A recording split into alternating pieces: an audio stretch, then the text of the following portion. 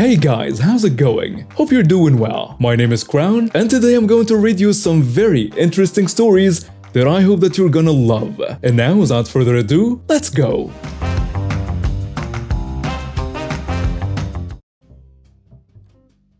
Okay, so basically I made the mistake of trying to purchase tickets to a basketball game on Craigslist, right? Silly me. Okay, anyway, here is where the story starts. I'm very familiar with scams and the whole trust no one online thing. So I found listings and would only contact people if we could meet up in person to make sure they had tickets, and then I would send them the money. So in comes Amanda. Amanda agreed to these terms and sent me her home address. Of course I was like, okay, no one who is scamming would do this, right? She sends me her Venmo. I stupidly send the money. She then ghosted me, of course.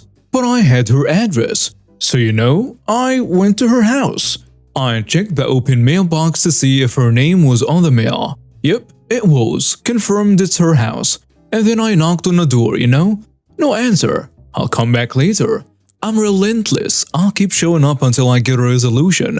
But I got home and I had a better idea. I looked up her name on Facebook and I found her profile. This idiot had posted a picture of her in her backyard, which I was able to confirm on Google Maps was her address. So I knew it was her profile for sure. The next post I found on her page was a repost from a TikTok account of her account described as her son being silly. Jackpot. New strategy. I messaged the kid on TikTok. And since my following is about 100k on TikTok, the kid was easily influenced by me. I just promised him if he sent me my money from his mom's phone, I convinced him somehow that this wasn't morally wrong. It's not hard to gaslight a 9-year-old. That I would get all of my followers to follow him. Sure as hell, it worked. The money got sent back to my Venmo and I ghosted the kid. Of course, this was not the end of it. The mom either noticed that her money was gone or her kid had to come clean about using her phone while she was in the shower to send me money. But either way, the mom had now texted my phone number a lengthy response about how disgusting I am for what I did and how she would expose me to my followers. How dare I take advantage of a child? How did I even find them? Was I stalking them? How dare I take money from a single mother? All kinds of crazy things. And I simply responded, call the cops if I did wrong to you. In the town where I used to live, there was a lady that we will call Karen. She lived in a big fancy house in a quiet neighborhood, and she was known for her sense of entitlement and her quick temper. Karen had always been a bit of a stickler for rules and order, and she didn't take kindly to anyone who crossed her or didn't live up to her expectations. One Halloween night, a group of children came to her doorstep trick-or-treating. They were dressed in costumes, their faces painted with bright colors, and they were carrying big bags to collect candy. They were excited and happy, looking forward to a night of fun and treats. But instead of handing out candy, Karen picked a fight with the kids for no apparent reason.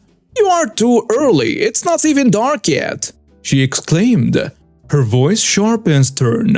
"And what's with all the noise? Can't you see I'm trying to watch my soap opera?" The children were confused and frightened by her behavior. They tried to explain that it was Halloween and that they were just trick-or-treating like they were supposed to, but Karen wouldn't listen. She glared at them with a cold and angry look, and she told them to leave her property at once. Feeling scared and unwelcome, the children tried to leave, but Karen had other plans. She singled out one child, a young boy who was dressed as a pirate, and accused him of acting badly. "You with the eye patch! You're the one making all the noise, aren't you?" she yelled, pointing her finger at him. "Come here, I want to talk to you." And without hesitation, she grabbed the boy by the arm and dragged him into her house. Ignoring his cries and protests, she locked the door behind her, leaving the other children standing outside bewildered and scared. The other children were too scared to do anything, so they ran away and told their parents what had happened. The parents were shocked and worried, and they contacted the police at once. A search party was formed and they began looking for the missing child. They knocked on doors, asked neighbors if they had seen anything, and searched the woods and the parks. But there was no sign of the boy, and the night was getting darker and colder. The boys were young and they couldn't remember exactly which house it was. Perhaps a traumatic experience got them confused. Karen, meanwhile, was inside her house, lecturing the boy about how he should behave. She told him that he was a disrespectful, noisy, and rude child, and that he needed to learn some manners. She did not realize that her actions had consequences, and that what she was doing was wrong.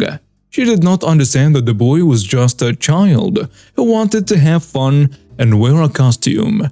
Like any other child, she did not see that the boy was scared and upset, and that he wanted to go home and see his parents. As the night wore on, Karen's anger dissipated, and she realized that she had made a mistake. She apologized to the boy and promised to take him home. She opened the door and was met by the search party.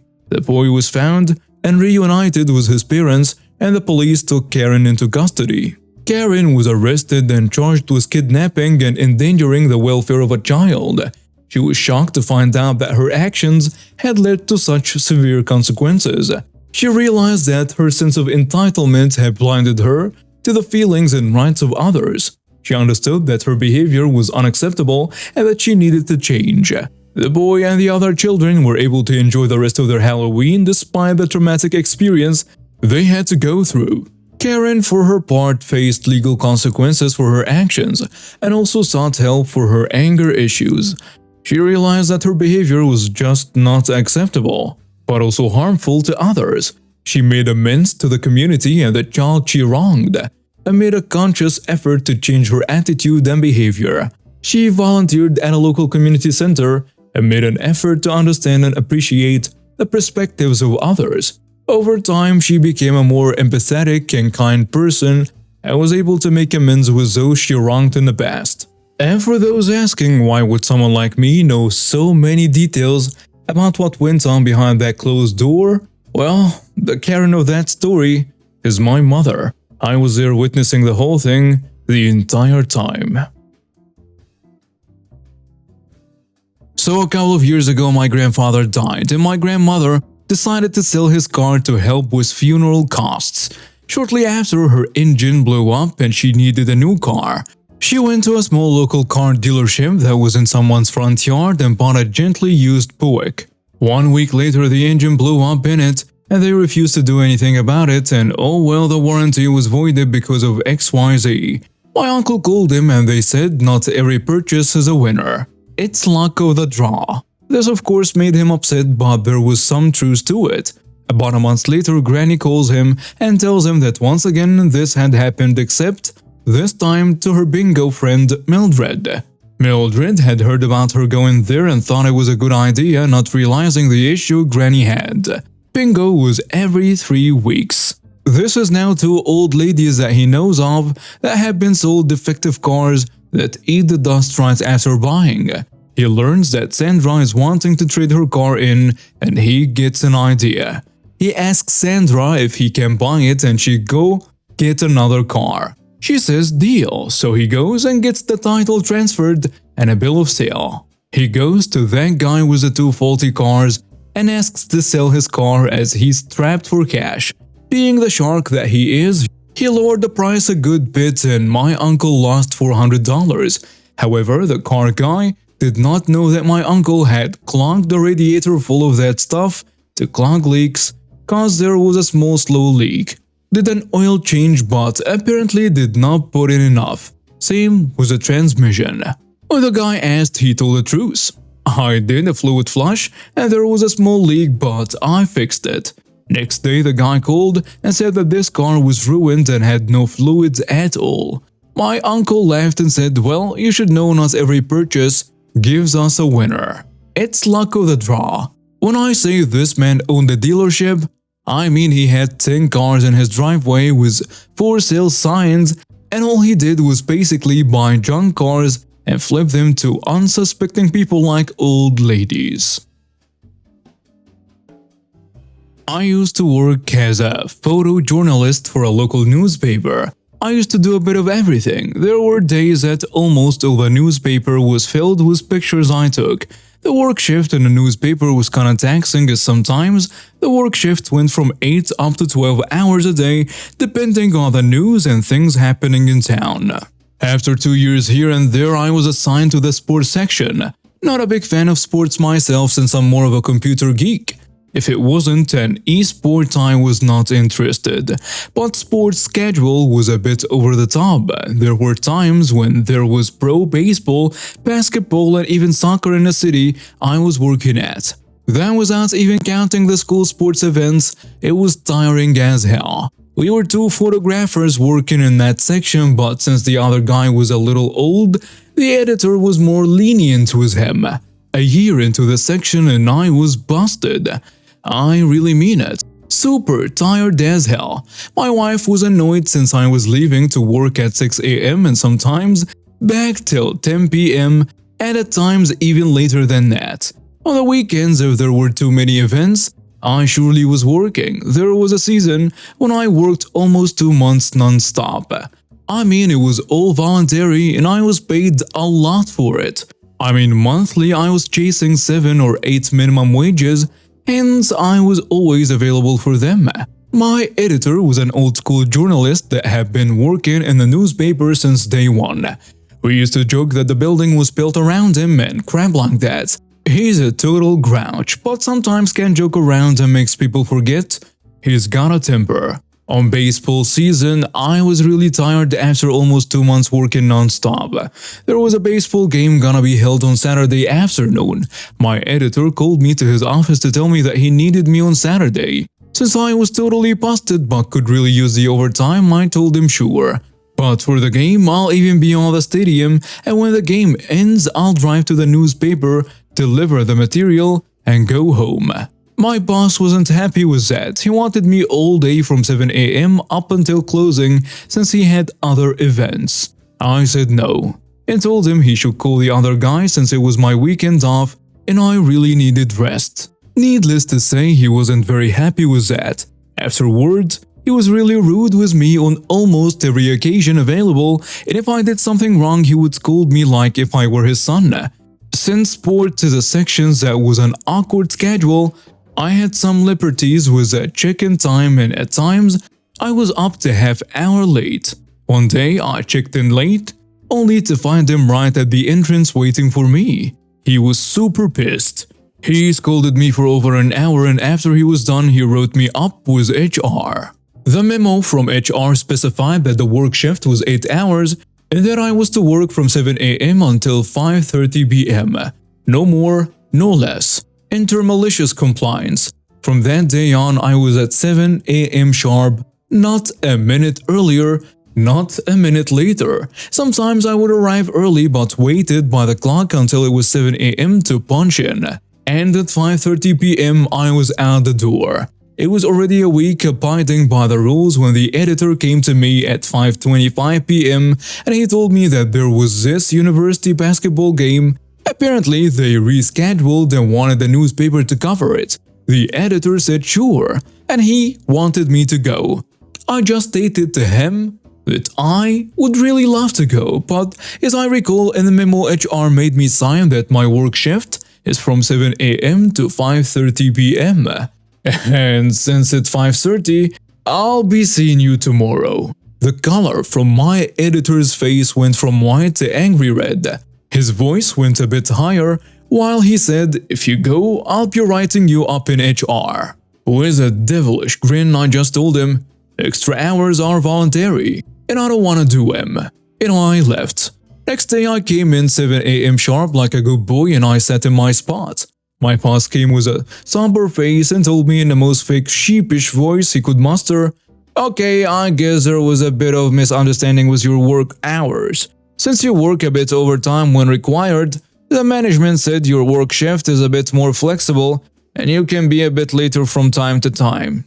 I just smiled and said thanks. After that I went back to work but not full throttle like before, as I was giving my family a bit more time, and whenever the editor needed some extra hours, he would ask the nicest possible way. Some companies like to go by the rules, but when it doesn't favor them, the same rules go out the window. First off, this was not Starbucks at all. It was a coffee shop that was local to my hometown, that my parents often visited. When my family and I were visiting during Christmas holiday, my mother and I decided to ditch the kids and spouses and grab some coffee and a cookie at the coffee place. It wasn't busy, probably about 2 or 3 customers drinking their drinks. No one at the counter, quite enough to listen to that sweet 80s music through the speakers. I believe that this was after the lunch rush, where the flow was at its lowest point. The barista looked cheerful, but also tired as hell. Oddly enough, she was the only one out there.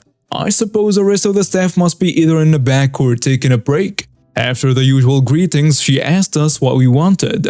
I ordered some hot tea, but if she could drop some ice into it so I can drink it without hurting myself. My mom ordered the caramel-flavored coffee but with a splash of soy milk in it, and bought a wrapped sandwich for herself and me. Now the barista got my order right, no problem, but this is where she didn't make the coffee correctly. We could see the canisters that were marked with what kind of milk was in it, and she grabbed the one that had the stick on it, whole milk. My mother is lactose intolerant, so that milk would have made her ill. She called out to the barista and told her politely that she asked for soy. The barista poured the milk in it anyways. I was getting the caramel as my mom repeats herself. The barista came over with a drink and seemed to finally hear what mom said. She apologized, but told mom that it's okay, the milk would make it taste better anyways. Well, mom didn't want to tell her that she was lactose intolerant, so she said that she wanted soy, not whole milk. With a frozen smile, the barista dumped the coffee down the drain, got a fresh cup and started to remake the coffee, except she reached for the regular milk again. Mom spoke up, a bit louder this time, and told her that she doesn't want regular milk, she wants soy. The barista again didn't seem to hear her and poured the milk into the cup. She tried again to give my mom the wrong coffee, but mom gave the woman a firm look with a tone to match and told her that she requested soy, not regular milk. The barista tried to explain that it would taste better, but my mom pointed out that she doesn't care what the barista preferred. But it's important to give the customer what they ask for. But the barista doesn't say anything, but dumps the coffee. And she tries to reuse the cup to pour coffee in. To which mom said, rather loudly, "I'm lactose intolerant. This is why I cannot have milk, even a drop of it, because it makes me sick." That got the attention of another staff member. She was a nice woman, and she told the barista to take a break. She remade the coffee and my mom asked to speak to the manager. Well, this woman was the assistant manager in charge, so mom told her about what the woman tried to pour into her drink. The assistant manager offered mom a refund, but mom just wanted her coffee drink made the correct way. We both watched as the assistant manager made mom the coffee she wanted in a fresh cup, but mom still wanted it written down that she complained about how the barista ignored her and tried to get her to drink regular milk. Well, we were going to stay, but we decided to leave instead. It wasn't until earlier today when I was speaking to my mom about what happened to that barista. She told me that the woman still worked there, but she had a firm talking to about what happened. Still, mom does her best now to go to that shop only if the woman wasn't working there. And now we have reached the end of today's stories. Thank you for watching and see you next time.